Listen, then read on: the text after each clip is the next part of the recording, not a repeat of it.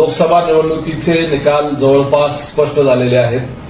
महाराष्ट्रामध्ये आणि संपूर्ण देशभरामध्ये या निवडणुकीमध्ये जे जे उमेदवार निवडून आलेले आहेत त्या सर्वांचं राष्ट्रवादी काँग्रेस पार्टीच्या वतीनं आणि या पक्षाचे राष्ट्रीय अध्यक्ष अजितदादा पवार, आमचे महाराष्ट्राचे प्रदेशाध्यक्ष सुनीलजी तटकरे, आमचे राष्ट्रीय कार्याध्यक्ष प्रफुल्लभाई पटेल या सर्वांच्या वतीनं व संपूर्ण राष्ट्रवादी परिवाराच्या वतीनं देशभरातल्या निवडून आलेल्या सर्व लोकसभा उमेदवारांचं मनापासून अभिनंदन.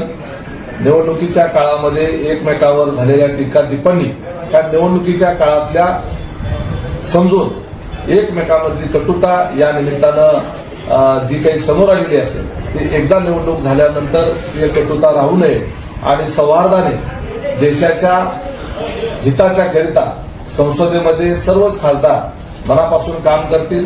देशाच्या प्रश्नावर पक्ष पार्टी न पाहता देशहिताच्या निर्णयामध्ये आग्रहानं लोकसभेमध्ये कामकाज करतील अशी अपेक्षा राष्ट्रवादी काँग्रेस पार्टीच्या वतीनं व्यक्त करतो.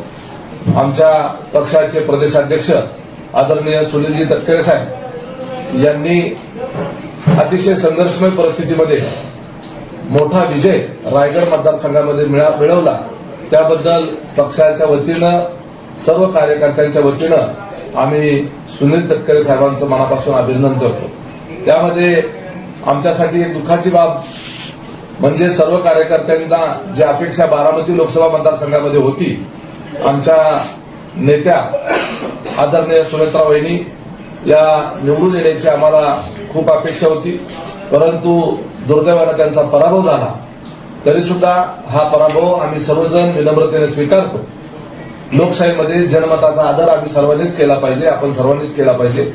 आम्ही बारामती लोकसभा मतदारसंघातल्या ज्यांनी सुनेत्रा पवार यांना मतदान केलं त्यांचं आदरणीय अजितदादांच्या वतीनं व संपूर्ण राष्ट्रवादी परिवाराच्या वतीनं त्यांच्याबद्दल कृतज्ञता व्यक्त करून आम्हाला मतदान केलेल्या सर्व मतदारांचा आभार व्यक्त करतो.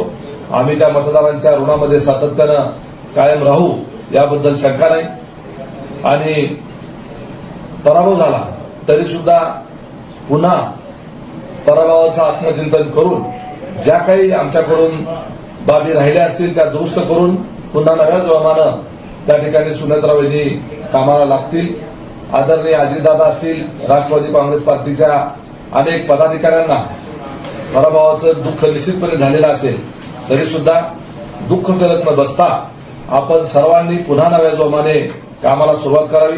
निवडणुकीमध्ये जय पराजय होत असतो, तो आपण सर्वांनी विनम्रपणे स्वीकारला पाहिजे. विजयी झालं तरी त्याचा उन्माद करता कामा नये आणि पराजय झाला म्हणून खचून जाता कामा नये. आपला नेता हा वाघाच्या काळजाचा आहे आणि एखाद्या वेळेला आपल्याला पराभव सामोरा जावा लागला म्हणून खचून जाणारा नाहीये. आपण सर्वांनी आपल्या नेत्याच्या पाठीशी खंबीरपणे त्या ठिकाणी उभं राहिलं पाहिजे. आपल्या नेत्याला आणि पक्षाला बळ देण्याकरता आपल्या कार्यकर्त्यांचं मनोबल हे कुठेही कमी होऊ न देता येणाऱ्या विधानसभेच्या तयारीच्या दृष्टीनं आपण सर्वांनी कामाला लागलं पाहिजे.